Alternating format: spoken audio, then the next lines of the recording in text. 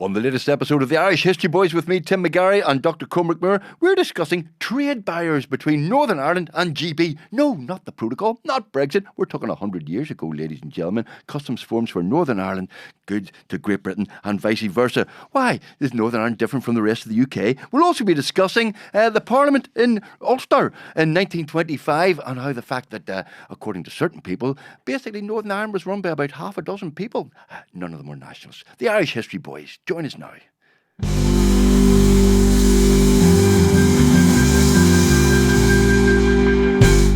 September the 1st, 1925. Customs forms for northern goods to Great Britain. Ulster is the simple title of a pamphlet prepared under the direction of the Belfast Ministry of Commerce and apparently issued as a guide to the Belfast section at the Wembley exhibition. Statements in a paragraph at the beginning of the book have just been seriously challenged. The ministry says, amongst other matters, the administration of the customs and excise services is reserved to the imperial government, and therefore trade with Northern Ireland is not subject to the vexatious restrictions and impediments which would be inevitable were the customs duties different from those of Great Britain. But this is not the case. A Belfast trader writing to a Belfast paper over the date of August 29th says bluntly, the remarkable ignorance which apparently exists on the other side of the channel is not as remarkable as the ignorance which apparently exists in the Ministry of Commerce. Their article is altogether misleading, to put it mildly, as regards the actual position of affairs in view of the recent legislation covering silk and artificial silk. Now, if a Ministry of Commerce is grossly ignorant of important facts relating to local trade, what reliance can be placed on it as an oracle of commerce? The writer proves his charge to the hilt, saying, the formalities required by Customs Form number C126 are more difficult to supply than the specifications necessary for the shipment of goods into the Free State.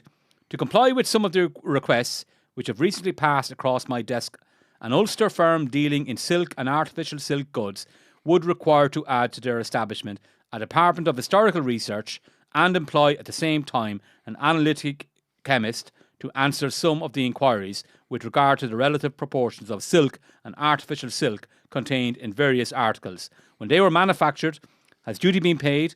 If so, how much and when, etc.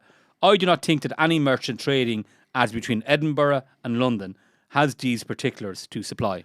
Well done, Dr. Cormac. You read that beautifully, my friend. That was quite a long passage and quite an important passage. By the way, welcome to the latest edition of the Irish History Boys. I'm Dr. Tim McGarry. What? I nearly called myself a doctor. I didn't know whether to call you a doctor. I'm Tim McGarry. I'm definitely not a doctor. I'm Cormac Moore. You are a doctor and well read, Cormac. That's quite a long piece, but it needs a bit of explanation, doesn't it? Because this is basically saying that before Brexit and before Jimmy Brayson and customs post and Larne at the end of the world, here we are in September 1925, and there were customs barriers between the North and Great Britain. Yeah. And I thought the Act of Union had sorted this whole. The whole Act of Union surely meant that Northern Ireland and Ireland before partition was part of the United Kingdom. Goods should move seamlessly from one part to the other. What the hell's going on here, my friend? Yes, so it was actually part of the Government of Ireland Act 1920, which partitioned Ireland and gave Northern Ireland a devolved entity. So beforehand, there actually were some times where the British governments treated Northern Ireland or Ireland differently before partition. So then during the Third Home Rule crisis, when the Ulster Volunteers Force was formed and the Irish Volunteers Force was formed, the British government decided to ban the military weapons coming into Ireland. Oh, right. But it could come into other parts of Great Britain.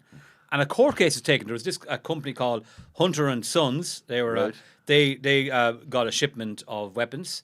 They were taken by the RAC, the police, and Hunter and Sons took the RAC and the British government to court, saying we're the United Kingdom. Yeah, this is Great Britain and Ireland. It actually said, as under the Acts of Union, there can be no difference between trade in any parts of the United Kingdom. Right. You can't treat one part of the United Kingdom different from another part. That was their argument. Now they won in the sessions, the quarterly sessions, wherever court they were in. Right. But then it went up the ladder to the High Court in Dublin. I can't remember, the King's Chancery, I think it would have been called, and that ruled that the Acts of Union weren't breached. So that was one incident. But then let's fast forward to the Government of Ireland Act 1920, and they didn't want customs between Ireland and Britain under the Government of Ireland Act. So, but what the problem for Ireland in particular was that the British Treasury decided what revenue was coming in and coming out of Ireland or any part of the UK, and both nationalists and unions felt they were being unfair to Ireland. So, for example, in I think 1920, which was considered a boom year economically, I think they were saying the British Treasury said that £49 million was taken in as revenue income, through taxes. But the reality was that it was 44,000 from Ireland. But he said the expenditure was 22,000 when in reality it was 26,000. My point is that the British were claiming basically that more money was coming into Ireland. They had more money than it really had. Right, so it contributed more. Excuse my small brain on this. Yeah. I'm thinking of Brexit. I'm thinking of the reason why there are customs posts and people checking goods coming to Northern Ireland is because they might end up in the EU. Yeah. But this is not an issue. It's not about goods going to the new free state or anything. This is checking goods coming into Northern Ireland in order to check how much money and revenue has been made in Northern Ireland. Is that the why? What's the purpose of what's the end product? Yes, of this? so it was, as I said, the British Treasury were always miscalculating the correct revenue for Ireland. And why do they need to know this? Well, to get a fair summation of how much income tax or customs and excise tax is coming from Northern Ireland, and therefore how much would they need for what proportion of the income that was divided amongst the different entities within Britain, which would go to Northern Ireland. So if you pay more tax, an entity pays more tax, you should get more of it back as well in terms of for funding different programs, education departments, health departments, and so on. So the whole idea was to get a better reflection of what revenue is coming in out of Northern Ireland than was the case. Sorry. The subvention then that comes from London to Northern Ireland, which now is called the Barnett formula, I think it is, isn't it? And the Barnett formula, they decide how much Scotland needs, Wales needs, and Northern Ireland. Exactly. But that's not based on what the income you generate. This is not based on need, surely. No, but I think with obviously the technology now of calculating what revenue or taxes are being paid with one part of the island is very different now than what it was 100 years ago. Back then, they had no idea. They were guessing. They were literally guessing based on population and who was actually paying it. Income tax was only 30% of the actual income earned by Ireland. I think 57% was customs and excise. Right. So customs and excise was way bigger than income tax, which makes sense in some ways because there weren't that many people in PAYE workers, as we call them in the South, And back then in 1920, there was a lot of farmers, a lot of people just getting cash in hand. There weren't that many people actually paying income tax, whereas customs and excise was a big money earner. So the idea of customs forms between the North and Great Britain was to apportion the correct amount of money that was attributed to Northern Ireland, basically, through customs and excise. And this wasn't seen as fatally undermining the union, like Cato and Jimmy Bryson say. It's how could we possibly live with this filling in a form? The Northern government for a while put a brave face on it and said, look, we understand it's necessary. Yeah. It's cumbersome, it's annoying, it does treat us differently than the rest of Great Britain. And they didn't do it in Scotland and Wales. No, they didn't do it because they couldn't. Why not? Because they had they didn't want a land border in Scotland and Wales. If you want to get the correct information, you need customs barriers and posts. So you need to fill out the forms. You need a place to do that. A port is very easy. If you've got 2 or 3 ports, that can be easily done. Having a land border is a lot more difficult. So it wasn't seen as feasible to do it for Scotland or Wales. So it only happened for Northern Ireland. Filling out a customs form in a face which sounds very easy, but say if you've got a customs duties on sugar, and you post a cake from Liverpool to Belfast, what's the sugar content of the cake? Yeah. So what you have to do is take the goods and put it into a lab, and actually it's a real nightmare. I'm talking about a very simple case here. What's the sugar content of a cake? There's so many complicated items, and only one part of that item might be dutiable. The rest of it there's no duties on it. So you have to bring these goods to a lab.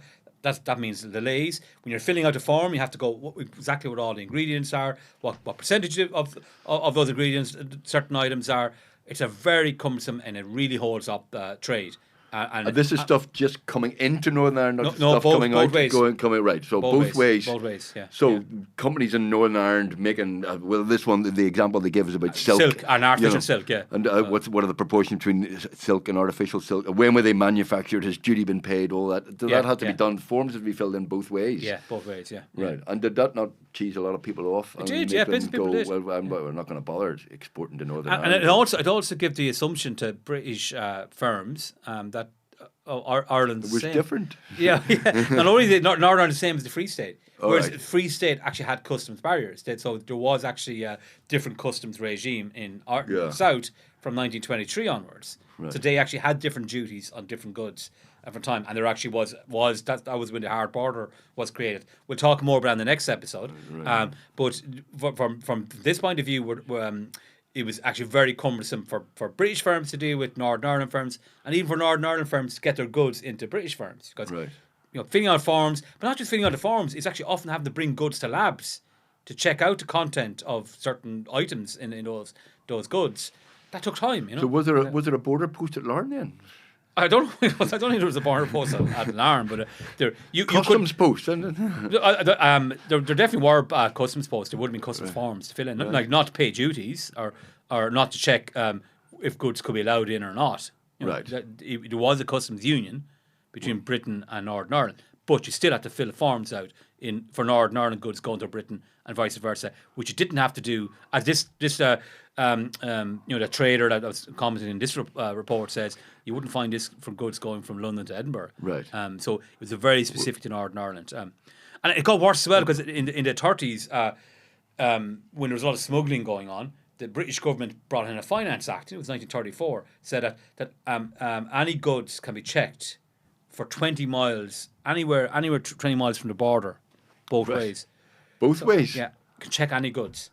So I could be walking down the street. You have 20 miles from the border. That's a big distance. Like you don't have much of Northern Ireland left. Yeah. And if you've got all over the border, you kind of squeeze it into for 20 miles all ways. Sorry, who was claiming that South were claiming they could? No, the British would British go south of the border to check your. This is during the economic war, with a lot of cattle smuggling in particular. Right. So the British government brought this in 1934, that the Finance Act, that any goods a person could be checked By whom? by the RUC. Well, the RUC could cross the border for 20 No, miles. not cross border. This is for Northern Ireland. Right. All right. So, Yeah, okay. yeah. Right. Okay. Yeah. So this is what was gone south was their business, but this is from 20 miles over the border and anywhere upwards of 20 miles from the border, any direction. So it could be checked, and the Northern Ireland government were really annoyed with that. They felt they were like, you wouldn't find that in London or any other port, that people could be checked where they carry in contraband goods or dutiable goods, and they were, and again, and the argument was we're being treated differently than the rest of Britain, and the answer was, well, you don't have a land border. The rest of Britain doesn't have a land border. You do. So it's a porous land border. There's people coming in and out of the 300-mile land border all the time. So you are different, So yes, and you have your own parliament. And you have your own parliament. Yeah. But the own parliament was a very limited parliament, so it had no control of customs. It was basically a home rule parliament. Yeah, it was even, you could argue, less. What sort of powers did Stormont have? I think was it sort of Welsh Assembly sort of powers? They had very little control over taxation, so they could only do. They couldn't do defence and customs. No, and they tax couldn't do defence or obviously imperial affairs. Security, they had some responsibility for their own security. Yeah, well, they still have to get a lot of help financially for security from the imperial Parliament. Yeah. But they didn't have control over post office, for example. They didn't have control over customs. Right. So they didn't have control over income tax, customs tax. Right. I think they had control over entertainment tax, like some debt taxes, a couple of kind of insignificant taxes, but most taxes were controlled by the British Treasury. But it does come to question, and we'll go right off the Brexit if you want. But the Second World War, it's this kind of difference between Northern Ireland and the rest of Britain comes into play as well, because so obviously there was rationing on both sides, but there also was not the common travel area was abandoned. All right. Between Ireland and Britain. Okay, right. Okay. But also Northern Ireland, you could only go across Great Britain if it was for a war need. You had to have an identity card as well. Oh, you couldn't travel to the rest of the UK freely? You couldn't, no. Oh, wow. During the war years. And not only that, it didn't stop in 1945. You know, once VE Day was declared in May 1945, you couldn't just... I did not know this. Hand it on ship and off you go to... You can't go to the rest of the United Kingdom. You couldn't without an identity card. And that only went in 1952. Right. So I thought there was a lot of complaints from the Stormont complaining about the continuous restrictions of people from the north being able to go to the rest of Britain, basically. Yeah, but on the plus side, during the Second World War, we had no conscription. Well, there was a reason for that as well. The Kingdom had the conscription. Another reason that you're different. Northern Ireland is different from the rest of Britain. No, it's not. How dare you? I'm going to phone Kate Hoey. Yeah, okay, no, yeah, do actually. She'll tell you we're exactly the same as the rest, always have been. So conscription, obviously, and Craig wanted conscription, but the British government said no. You must be joking. Yeah, this is an absolute nightmare. Look, the Catholic community will never accept that. You know, so you're not bringing it in. Have you heard of the 1918 election? Yeah, and anti-conscription crisis. Yeah. Discussed last episode. So the Northern, and then obviously we look. This was always happening. Even there was a free trade agreement. William Craig was actually Minister for Development at the time. He was a member of the Ulster Unionist Party. He was in Terence O'Neill's government, and this in the 60s. And there was a free trade agreement between Britain and Ireland. And he actually asked, can we be treated differently than the rest of Britain in terms of, because now we're going to have all these imports coming from the south. Because of this free trade agreement, and we're going to suffer. We're not going to have the benefits. So can we actually have increased barriers between north and south? You know, it's you're almost treating Northern Ireland like it's some sort of political and economic anomaly. Would I do that? Would I? No, you wouldn't. And I love you very much, Cormac, as you know. I love your books and stuff. But you get slightly more excited about customs posts and duties and stuff than a normal man should. But this stuff is genuinely important, isn't it? Because one of the bits. Sorry, I would go back at 21. It's about the fiscal independence, and it's very, very important. Well, it was the last thing that was agreed in the treaty negotiations. Like Lloyd George, literally the early hours of that, late Monday night, Tuesday morning, December the 6th, he gives them fiscal independence. Right. And without fiscal independence, you don't really have autonomy. Well, I was going to say, you're not an independent state if you don't have control of your own borders. You can't say, that's not getting into my... But now you don't have control of your finances. Yeah, that's what I'm saying. Basically, imagine if there was no fiscal independence. So basically the Free State government, which wanted to show its independence at every juncture, would have to go cap in hand to the British Treasury for money all the time. Yeah, it just would not. It would have been a really difficult thing for the Free State. It's very rarely talked about, but that was only agreed at the last minute. So that very last minute. And Michael Collins subsequently said that was the most important part of the treaty. Yeah, getting fiscal independence. You think he was the finance minister? Would not have sorted that out first, number one? Well, if it was his decision, I'm sure he would. But it wasn't just his decision. Right. Okay. The British government didn't want fiscal independence because they knew what would come with fiscal independence: customs barriers. Hard border, right? So they didn't want that, and it would actually, they actually publicly said at the time, because this was debated during the Government of Ireland bill sessions.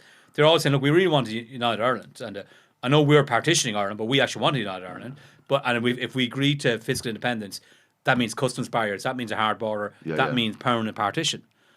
So the reason why I get so excited about customs barriers, because to me it was the most important most important event of these whole years. It wasn't the creation of an Northern Ireland Parliament for me. It was actually the creation of customs barriers made it tangible, made it real. And it was when really affected people's day-to-day lives more than anything else. People forget that it was the Southern government who put customs barriers along the border and basically copper fastened the border before the border was even finally decided at the end of the Boundary Commission. Yeah, and it was understandable why they'd want his fiscal independence. Like, there are very legitimate reasons for them to do so. And this is just after the Civil War as well. Actually, it was during it. It was April of 1923. Right. It was coming to an end. And they wanted money as well, and they felt that they were being mistreated by the British. Ulster Unions would have agreed to that as well. They felt that they were being overcharged and underpaid in terms of receipts from the British. So they needed the money. Symbolically, it was really important to assert their independence. But that onion in the ointment, really, we're going to assert our independence, but the dilemma is we're going to actually copper fast and partition, and we're going to stereotype the border, as Joe Devlin said, and that is what it contributed towards. So the site it was a bind. They should have waited until the Boundary Commission had. Now they did at this juncture. They didn't know when it was going to convene. Yeah, it took another year and a half for it to convene, and then. And did they make a lot of money out of these customs posts? Did they? Yeah, they started with it, and it actually did protect into some industries. It protected. We'll talk about it in the next episodes. It protected like confectionery. It protected tobacco. It protected boots. Shoes and boots. So certain industries were targeted for protection that had good numbers of indigenous firms, and they wanted to keep those. So, but customs. Most people would think Northern Ireland's created unionist government. Go, we've got our country here. We'll put up border posts between us and the south. But it was actually the south who put up the customs. Yeah, posts. and James Craig said there was no partition before the customs barriers, and it was the south who did it. Yeah, not the north. He has a point. He does, yeah, absolutely. To me, that was the most symbolic moment in many respects. Yes. In creating because if you see that, if you're living in South Armagh and you see that, you go, "Oh, right, I'm in a different jurisdiction altogether. I'm in a different." Country, it's like I've read a number of books now, and you're looking at a front cover. What image do you use to signify partition? Every single one of them is the border, a post. Border post. Yeah. That's how you signify. What is partition? It's the RUC and the guard and Petticoat sitting on the bridge, exactly. And a sign saying "Stad" or a car being stopped and being checked. Yeah. That when you want to, if you do a Google search or now an AI search of partition in Ireland, and the first images that come up will be at a customs post. That's kind of that represents partition, and that was created by the Free State government. But with this article, as it shows, yes. What's the Irish News saying here? It's sort of saying Northern Ireland's different. Is it having a go at this? Is it enjoying the fact that unionists are kind of separate from the rest of the UK? It's definitely. You can see it's taking great pleasure in that as well. But the Ministry of Commerce, there was a Wembley, the Empire exhibition was a big kind of event. It was a massive event. And obviously Northern Ireland was a full part of it. Wanted to show how British it was, and in a pamphlet it said, look, there's no customs barrier between Britain and the rest of Northern Ireland. We're part of the customs union, same as doing trade, with Liverpool or Belfast, no difference whatsoever. And so some guy wrote in another newspaper saying actually that is not the case. You have to fill out forms which are a right pain, and they're very cumbersome, and they lead to a lot of delays, and they do restrict trade. And the Irish News was I don't know. I think gleefully claiming that was the case, that it was lying through his teeth, the Ministry of Commerce. Yes. But this is going on. So and that's why. How long did this go on for then? You said 1934 there was an act. Yes, but I think it stopped around the 1930s. The whole reforms. There was enough pressure from Ulster unions to. But then obviously the Second World War happened, so there was more restrictions. Then every time it comes up, and now and again, that there are differences between the North and the rest of Great Britain, and obviously that comes out in Brexit, So when I was looking at all the unionist opposition to the protocol and the Windsor framework, and they're going like how dare they put up barriers and have to fill out forms, and they didn't want to hear. Actually, there is a historical context to that. There were a lot of forms that Northern Ireland businesses had to fill out, vice versa, and British firms trying to get goods into North had to fill out as well. This is not a new thing, but they didn't want to hear that. This is Dr. Cormac suggesting that people who voted for Brexit didn't necessarily do all the research that was required. Yeah, they did do all the research. I'm glad you're being fair. All the research that was required. I think the word "all" is doing a lot of heavy lifting there. Yeah. You like a good customs post.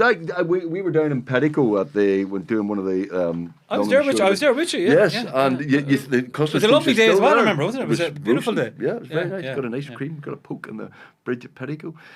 But when you see it, and I didn't know that the Free State were the first ones to put them up. You go, really? Yeah. Important stuff. Shall we move on? Or you want to bore the people with more stuff about customs? Thanks. I didn't mean that. You're really advertising our podcast here, aren't you? You know I didn't mean that. I was all just. What would you like to talk about? Will we talk about Stormont? Stop with Stormont, yeah. Will we stick with Stormont? Because I do like this story. September the 5th, 1925.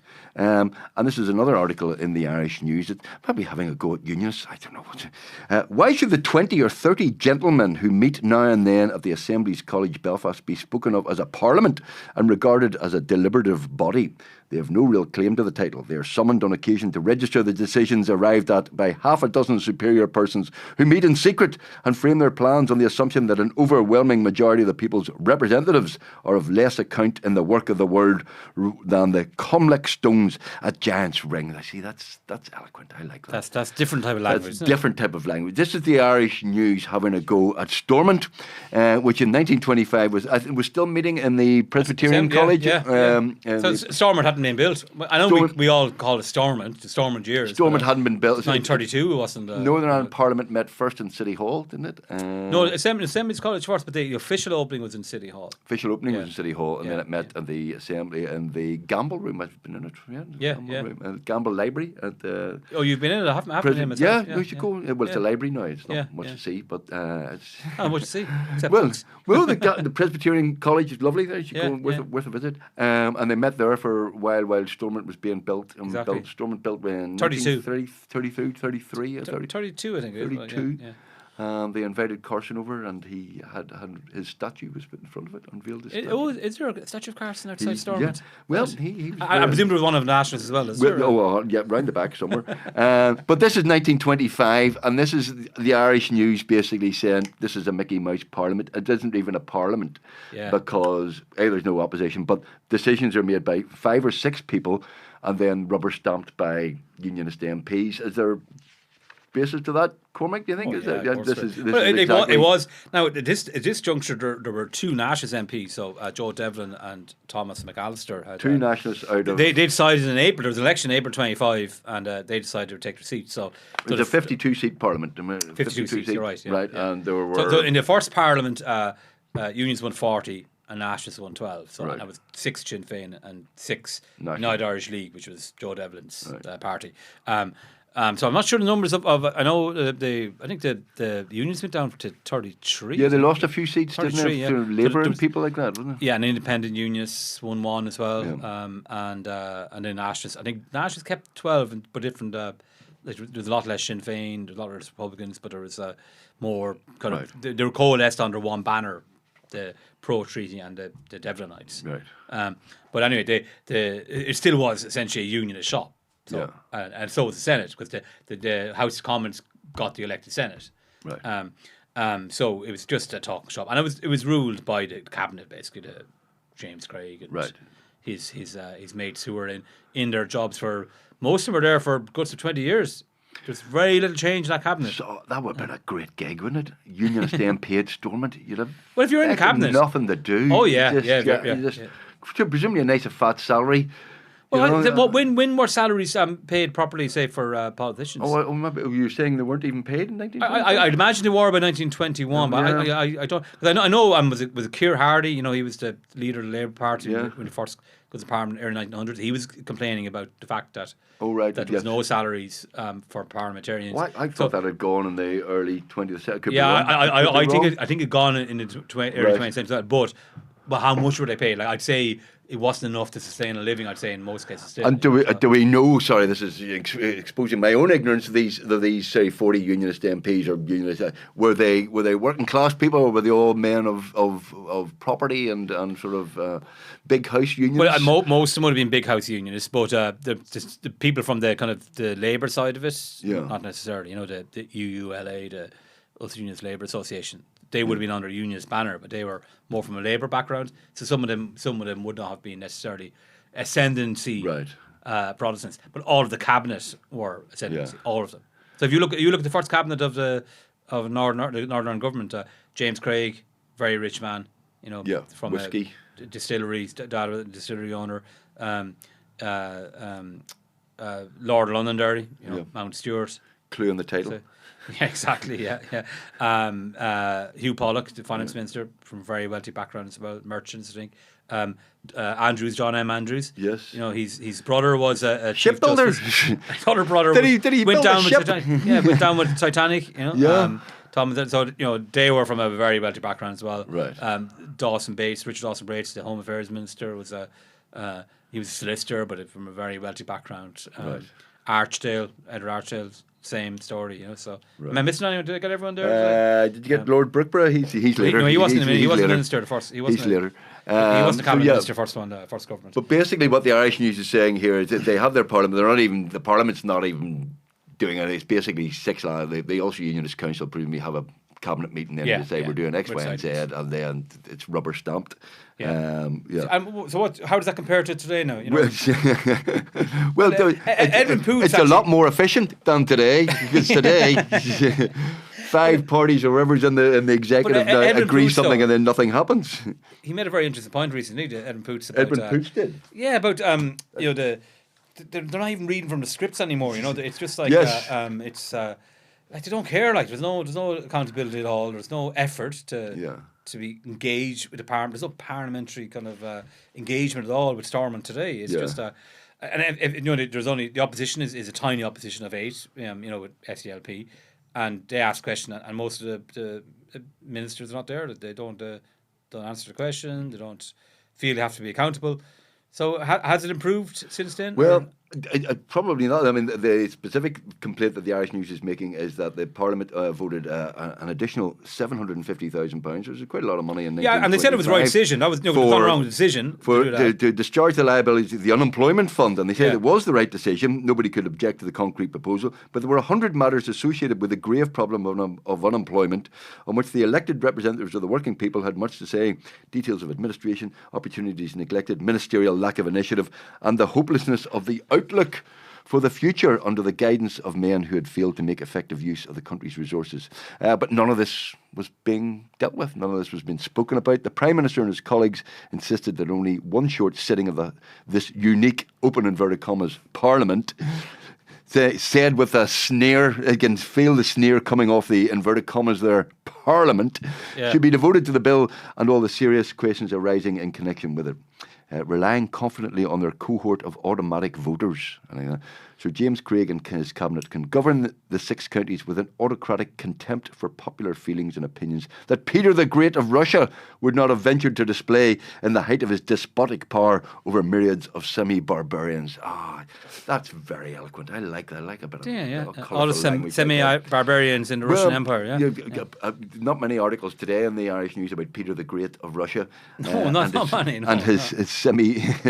and I don't know who the semi-barbarians are. We don't say that in the Irish News or any other papers these days. But basically this is saying 3 years in, this is a 10-part parliament, this is a one-party state, and there's another, for nationalists reading of that and go, well, there's another 47 years of this to go, my friend. Well, I'm sure they were saying that at the time. but when the Northern Ireland Parliament was created, it was called a pygmy parliament. It was mocked and derided, and rightly so as well, because the British government didn't give them any powers when they started off. Right. So basically, when Northern Ireland was created in summer of 21, they withheld the transfer of powers, services. So they had no control over education. The specialists had to be disbanded.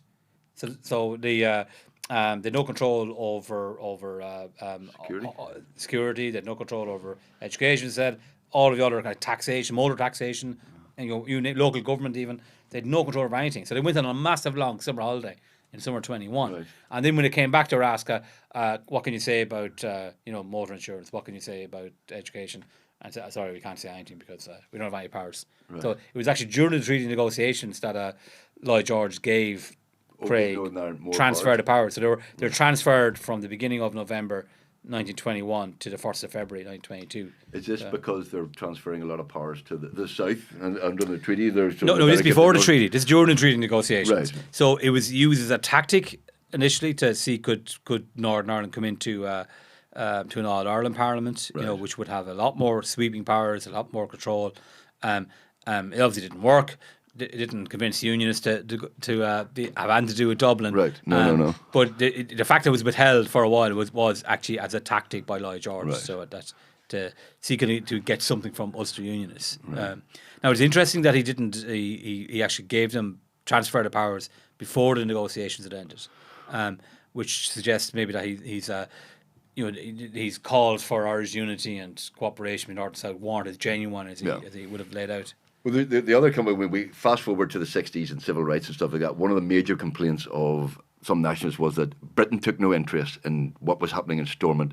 Parliament took no interest and said, well, Stormont's dealing with that. You can't complain about housing or, whatever, unemployment or discrimination in employment or gerrymandering, because that's nothing to do with us. It's Stormont is looking at that. Yeah. And there was a protocol that basically nobody in the UK Parliament raised internal Northern Ireland matters for many years. Which was a legitimate concern, but even from 1922, like if you look at the atrocities that are happening in that kind of the first half 1922, and it's a civil war and all but name in the it's awful period. So and the main casualties are civilians, and a lot of those civilians are killed by loyalists and many associated with specials or with even the RAC, which becomes the RUC. There's a lot of clear evidence that the security forces are involved in attacking civilians, and the British government just turns a blind eye to it. It's not. We'll pay for it. We'll give all the money for it. Well, we're very good at giving out putting out the hand, the begging bowl to the Brits, aren't we, for everything? But in terms but they're not. The British didn't want that to do it in terms of actually doing anything trying to check the powers of Northern Parliament, and I think that's when a lot of unions begin to think, actually, do you know what? We've actually got a good gig here. We actually we've total control over our destiny. We can do whatever we want. The Brits don't interfere. They hand you money and they pay you. They hand you money every now and again, but they're not going to come over and bother you in any shape or form. And for the British government, go, well, that's Ireland solved basically for 50 years, let's kick this can down the road. A very, very long road. They were, and they actually used the partition of Ireland as a template for other partitions, as in India and in Palestine, So. Right. Look how well they went. I think Ireland's the best of that bunch. But they thought so, and then obviously sudden things start happening in the 60s again, and oh right, we didn't get that one right either, did we? Very good. Ladies and gentlemen, you're listening to the Irish History Boys with me, Tim McGarry, and Dr. Cormac Moore. The podcast where we explore Irish history inspired by what was reported 150 years ago in the pages of the Irish News. You can get in touch with us. Please get in touch with us anytime on WhatsApp or email. If you have any questions, send us a WhatsApp message or a voice note to +44 74 83. I couldn't read that, man. +44 7483 313 842, or drop us an email on at irishhistoryboys@gmail.com. Is there anything else you'd like to talk about before we wind this one up? I'll jump in there.